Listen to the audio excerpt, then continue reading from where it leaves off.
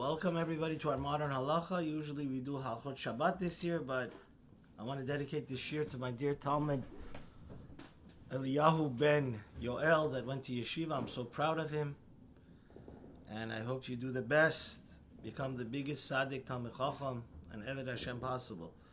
So we always love suggestions. You could send your suggestions to maor.sm@gmail.com for topics of our modern halacha. Today we want to talk about superstition, like omens. Does Judaism believe in omen? It's like a bad omen, a good omen, premonition, like some spiritual signal, supernatural spiritual sign or signal or indication based on your random acts. So we know that there's something that a little bit is a red alarm, because we know one of the greatest tzaddikim of all time that went alive to Gan Eden was the great servant of Avraham Avinu, Eliezer. And the Eliezer, this is really going to be a perfect Dvar Torah also to talk at the Shabbos table on Parshat Chayesara. Although, if you hear where it's July 4th and we have a lot of, if you hear anything, it's not guns, chas v'shalom.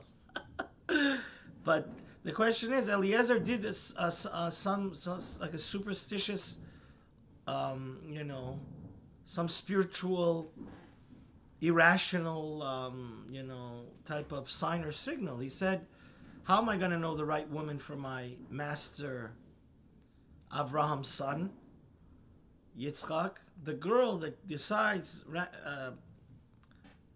proactively, without me asking her to say, who are you and can I feed your camels and you water, she's the right one.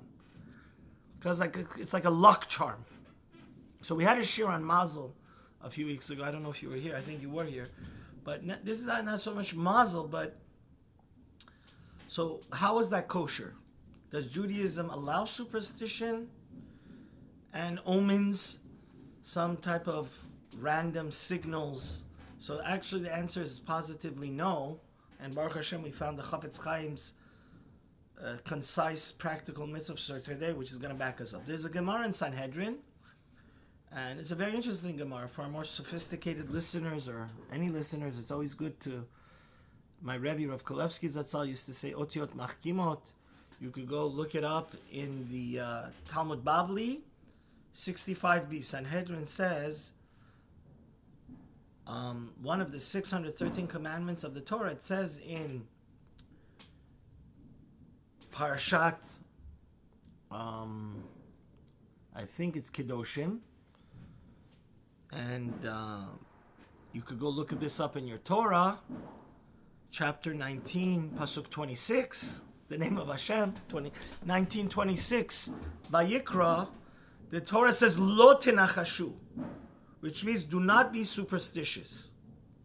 And just to a lot of things in Gemara are, everything is important, we need to learn it, it's Divrei Elokim Chaim, but not everything is practical halacha. But just to put your mind to rest in the Chafetz Chaim's, the book of concise mitzvos, because unfortunately almost 2/3 of the 613 commandments don't apply because we don't have the Holy Temple and the Kohen Gadol, and especially if you live outside of Israel. But actually the Chafetz Chaim quantifies for our day and age, even though Mashiach is not here and we don't have the temple, negative commandment 165 it is a negative commandment to believe in omens and superstition, as the Torah says over there, we said. And what are practical examples? So the same way it's forbidden to have a cheeseburger or non-kosher meat, or to eat on Yom Kippur, it's also forbidden from Torah law that to believe in superstition. So the Gemara brings many examples, and here the Chafetz Chaim brings the Gemara in Sanhedrin 65b, Sanhedrin Talmud Bavli. It says, for example, a person would say, oh, I was eating a sandwich, my sandwich fell out of my hand and fell on the floor. Or my cane fell out of my hand. An old man was walking. So I'm not going to go out of the house today. Or I'm not going to go to work today. Or if one gives himself irrational just like some cult-like random signs. If he says, if this and this will happen to me, then I'll do so and so. So if the random thing A, B, and C happens to me, I'll go do C, D, and F, right? And the Chavetz Chaim says, if a person did some action based on his superstition, on this random kind of like spiritual sign, signal, or like game that he's playing, he has violated this commandment of the Torah, and you better do tshuva. So, there's no lack of people that do random and crazy things in the world. This is not one of them you should do. So now the question comes, Eliezer seemed to do that. It was like, how did Eliezer say,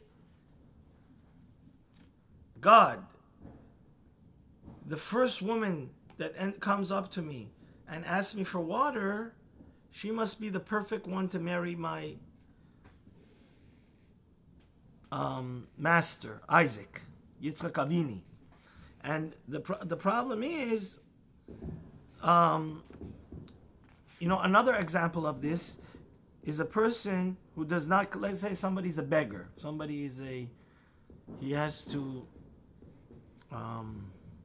He's a poor person that needs to collect funds, right?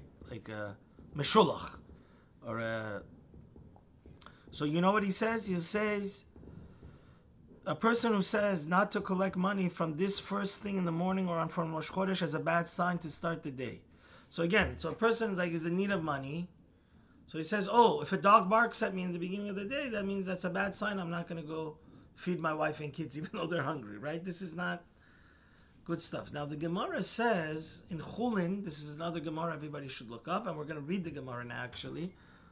The question is, there's a Gemara in Chulin that says that whoever does not perform nichush, as Eliezer and Yonatan did it, so Eliezer with exception, Yonatan also had done nichush, as that he said depending on his carrier of arms, of weapons, right? Every king and prince used to have somebody that used to, just like Lahavda, somebody like a golf cart, a caddy that would things your gulfs.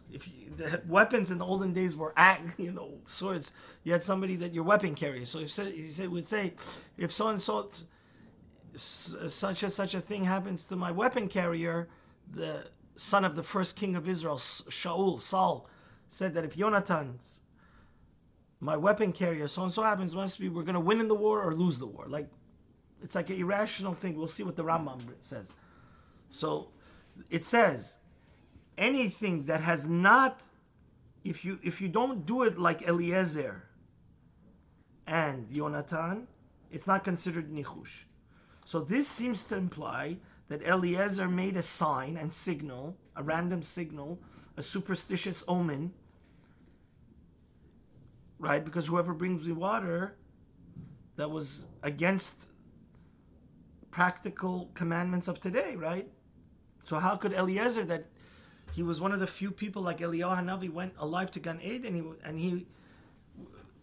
we know that our forefathers, the Avot, used to keep the Torah even before it was given, right? Because it says in the end of Parshat, the fourth or fifth Parsha, Ekev Asher Shamar Avraham Bekoli, he kept my Torahs, my mitzvos, which means the oral Torah, the rabbinical mitzvos, and, right, it says plural, my Torahs, right?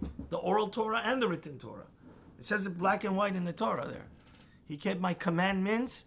So how was he able to do that? So let's look at the Gemara in Chulin. It's a very interesting Gemara. It says, it's Gemara Chulin Tzadihei Amud Bet. It says Rav, the great Rav of Shmuel, that's almost on every page of the Gemara. It says Rav was going to the home of his son-in-law, Rav Hanan. And at the time, they lived in Babylonia. So, as we know today, there's the Euphrates, there's the Tigris River. They would have to a lot of times take a ferry to get across. So lo and behold, he didn't have to wait for the ferry. Randomly, the ferry came, and he didn't have to wait a second. So when he saw the ferry coming towards him, he said, this is going to be a great day for me. So he says, you know what? What the good omen here is? that when I get to my son-in-law's house, they're going to make a festive meal for me, right? So he kind of did this similar thing to Eliezer, right? Mm-hmm. Since the ferry came towards me, I didn't have to wait for it earlier than scheduled. So it must be that when I get to my son-in-law, Rav Hanan's house, it's going to be a big party there. So then when he went to Rav Hanan's house, the Gemara says that everybody came and they were so happy to see his father-in-law and their grandfather, and his daughter was so eager to see the leader of the generation, the diamond crown jewel of the generation. And the Gemara says that while everybody was busy looking, coming and hugging and kissing their grandfather and father and their father-in-law, Rav saw through the crack that they had a wonderful, juicy thing that they were going to barbecue.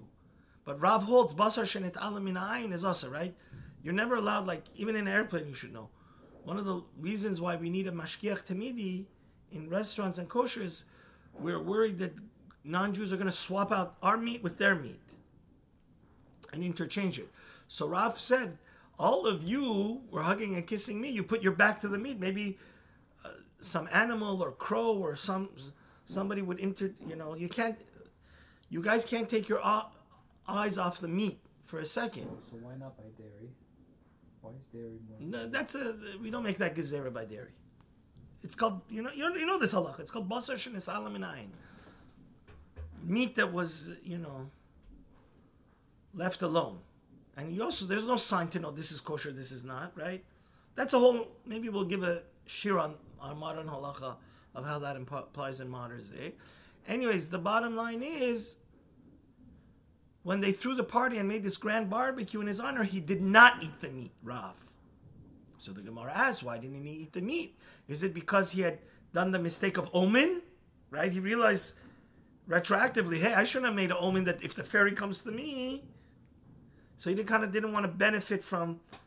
The Gemara says, that can't be, because doesn't Rav say? Rav himself says, here's another synonym for superstition or this lo tenachashu, divination, right? Things that by him doing a random act, it's a divine sign. But it says any superstition or divination or omen that is not like Eliezer, divination, like that of Eliezer or Jonathan, Yonatan ben Shaul. If you want to look more about how Yonatan did his shtick, how he did his omen, look at Shmuel Aleph, chapter 14, pasuk 8 through 12.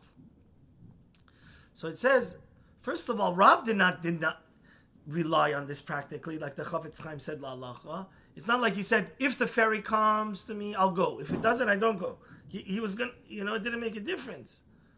So the Gemara answers that Rav did not eat the meat for another reason, because it was an optional feast. If you look in the Rambam Hilchot Deot, it says that a lot of great scholars, it's a midat chasidut, that great scholars don't eat in a meal unless it's a sudat mitzvah. But they don't eat, like, especially meat.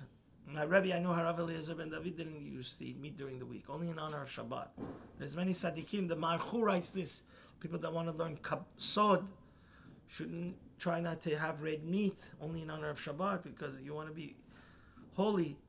So that's the reason that Rav did not benefit from his daughter and son-in-law's feast. It had nothing to do with the superstition that he said, because the ferry is coming to me. And actually the Gemara says Rav would check whether to travel based on the ferry, which means if it came quickly, he would take the ferry, but otherwise he would not. And Shmuel would check what happened to him by opening up a Torah scroll. He would open up a Chumash and reading wherever it opened. So like he would open the Chumash, kind of like the Gur al Agra. So he would kind of get an indication of how to make a decision based on that. And Rabbi Yochanan, Resh Lakish, these are the big people. Rabbi Yochanan, Resh Lakish, Rav, and Shmuel, these are the people that almost every daf, every page of Gemara, we have them. He would check what was in the store by asking a child to recite the verse he was learning. So if Rabbi Yochanan wanted to go shopping and to see if there would be fresh, juicy vegetables or fruits, before he would schlep, because a lot of times they had to schlep to the marketplace. He would first ask the kid right by his yeshiva, tell me what pasuk you learned. So if it was a good one, he'd schlep to the marketplace and figure that he would find, something good. The question is, how did these rabbis do that? And what exactly does that Gemara mean? So there's three opinions here. To ask this seemingly stira. How do we say stira in English? Contradiction, exactly.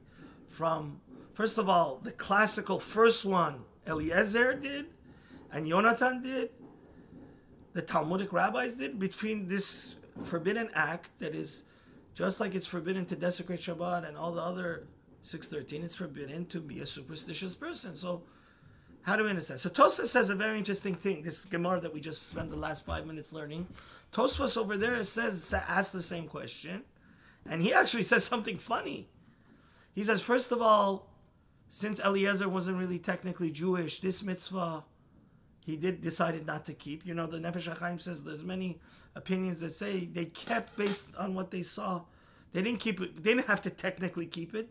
They saw that in the heavens, in the spiritual worlds, these mitzvahs are the diamonds in heaven. So they would grab them and try to do them to make God happy. But it was extra credit. So Tosfos says that if Eliezer was a Jew, he actually did go against Lo Tenachashu. Mitzvah 165 in the Chafetz Chaim's practical mitzvahs that we can apply today, right? Now, there's even an opinion that says since Nichush has to do with black magic, and even non-Jews are not allowed to do black magic, so how did Eliezer do it? Eliezer for sure kept the 7 mitzvahs b'nei Noach. It's like a subcategory of idol worship. So Tosfos says an amazing thing. Tosfos says a bomb chiddush there. He says it was like a prayer. Eliezer said, Hashem, send me the right one. And that was part of his prayer. He didn't give her the jewelry which means Eliezer gave the jewelry to Rivka only after he asked her who she was. Then he knew that she was Betuel, because the Gemara in Ta'anit, by the way, parenthetically says one should not act like Eliezer, because maybe the first woman that came and gave him water was lame, was blind, was deaf, right? It's not an appropriate request. Like Yiftach HaGilad, he said, the first thing that comes out of my house, I'm going to give a korban to Hashem. He also didn't ask properly. Because what happened is, his daughter ended up becoming a korban, right? So he made a... So anyways, the problem the Mefarshim have with this Tosfos is that, bottom line, the simple reading of the Torah seems to contradict that. He gave it even before he asked who she was, right? So according to Tosfos, fine. It's not a big deal. He first asked who she was. By asking who she was, he knew. So he wasn't relying on his superstition, his random, irrational act. He knew that she was from Avraham Avinu's family, and then he gave it to her. The Rambam is actually the most thing that we go like. The Rambam says a very important thing. The Rambam, if you look, it's clear from the Rambam in Hilchot Akum, like where he says the laws of Patakum, Bishul Akum, Chalav Yisrael. Over there, chapter 11, halacha 4, he says a very important fundamental halachic thing. The Ran also brings this on his commentary to Chulin to answer Tosfos' question that Licha'ira Eliezer was going against the law of the negative commandment of being superstitious. He says that Nichush is only if you do something that's a random, like Russian roulette. It's no logic, rhyme or reason, right? When there's no rhyme and reason to it, to your sign, that is what the Torah forbids, right?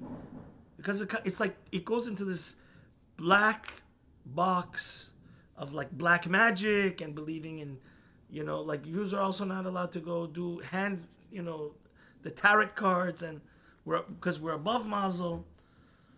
So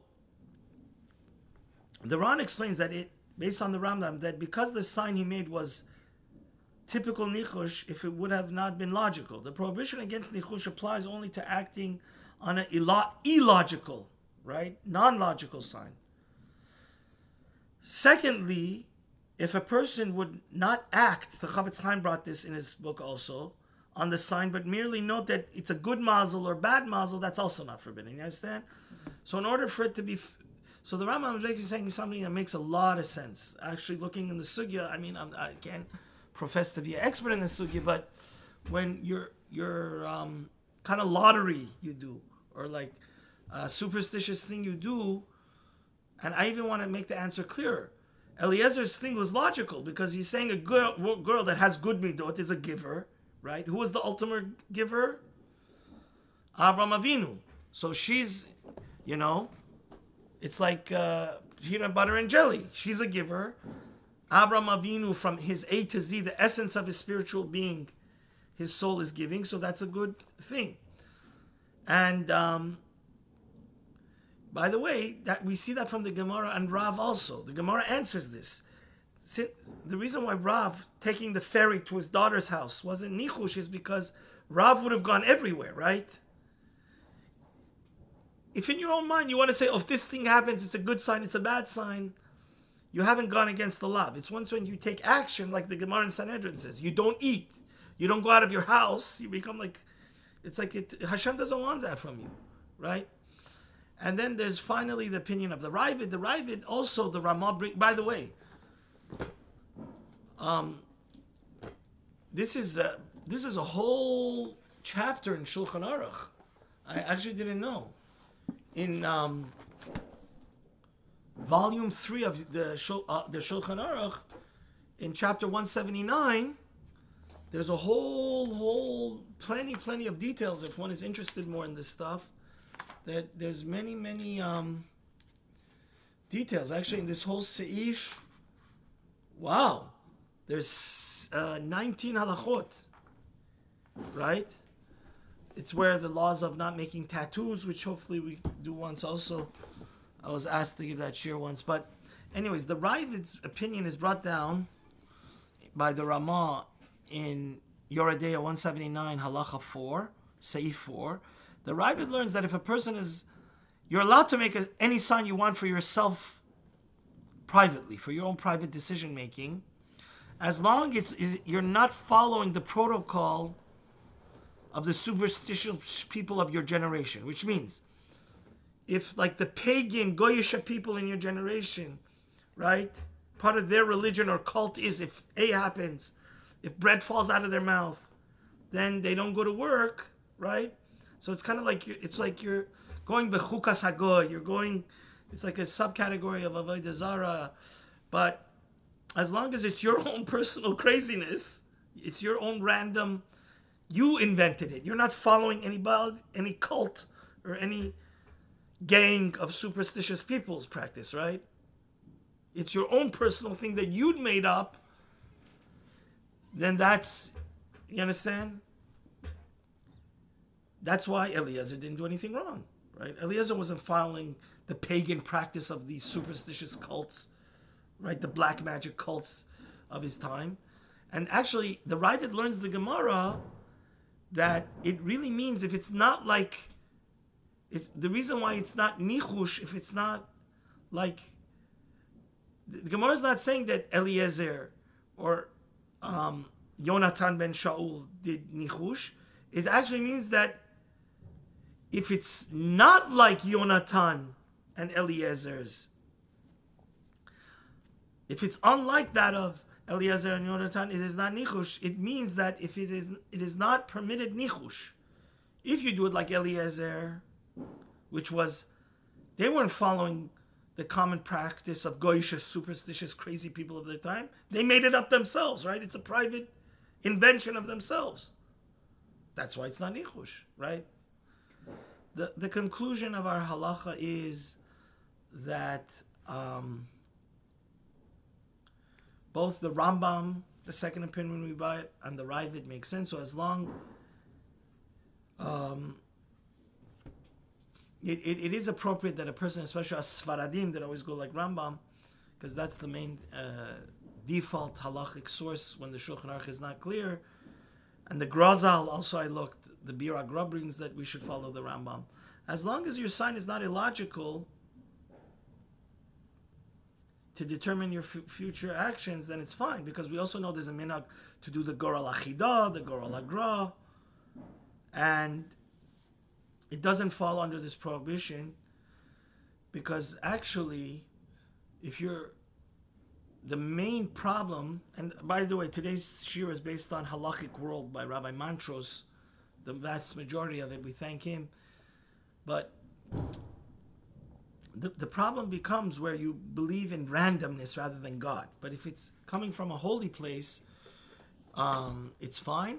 And I just want to tell you that there's a great posek with a photographic memory, Rav Stern. He has a sefer on the Tariag mitzvos that are practical to a Torah mitzvah. He just brings two beautiful things just to finish off on. He says, for example, there's an omen where the Gemara in Horiyut says we should, by an overflowing spring, that's where we should anoint, pour oil on the kings, as a sign that just like this overflowing spring that comes out of the ground and never dries up, your dynasty of being king should always continue. Why isn't that an omen? So the Meiri there answers again that it's not illogical. We're giving Musar, an ethical warning and lesson to the kings of... Actually, the Gemara says the kings of Yehuda, they did it and they had blessing. You know why?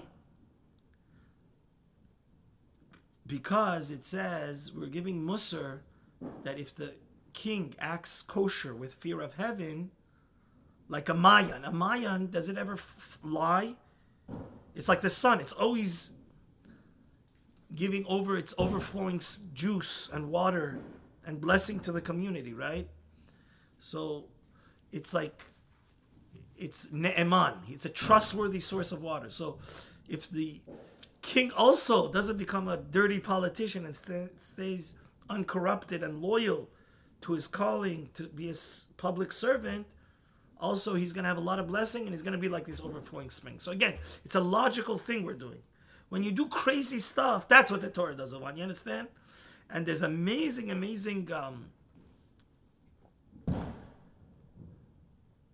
Ran in the Gemara in Nedarim, Daf Lev, page 32, Bavli A, Lamed Beis Lamed Aleph.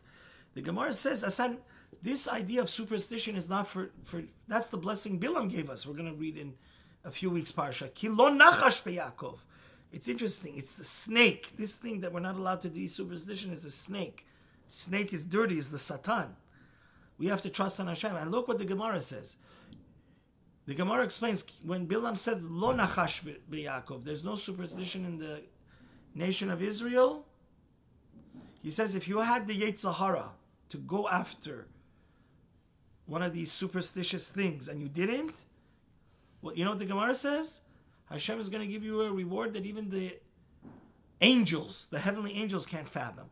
And the Ran there explains, because you didn't go to the fortune tellers, to these kind of like black magic and random people, rather you trusted in Hashem, Hashem is going to give you the secrets of the world in heaven, that even He's going to put you in a exclusive part of heaven that even the what?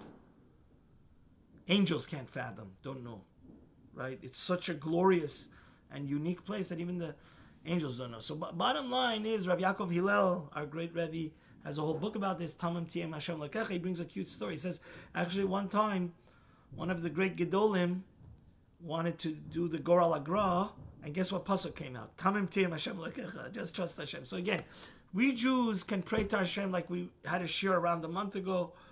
We're above any luck. Hopefully I could put the link of that previous shir Mazel, because these two are kind of connected. Just trust in Hashem. Hashem, if you're like David HaMelech says, if you're like a little baby suckling on his mother's bosom, getting milking and feeding from his mother, just like he knows mother will obviously provide, that's our natural inclination. We should know that Hashem, there's Einoid Milavadoi, the only address. We don't need to do crazy tricks. Just trust in Hashem, and Hashem will always, never fails. If you put 100% authentic trust in Him, He'll always come through for all of us. Amen.